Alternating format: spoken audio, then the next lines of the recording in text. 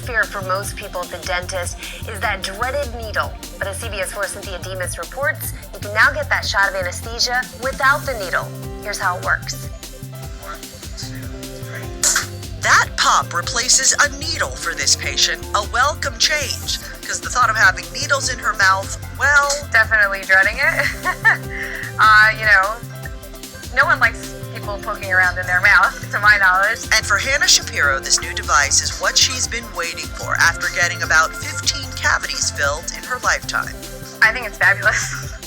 This is the device right here. It's called Inject. Typically, there'd be a needle right here to get the anesthesia into the gum, but this just uses pressure and no needle. Take a look at this.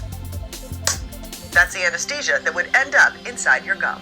It actually goes through the tissue.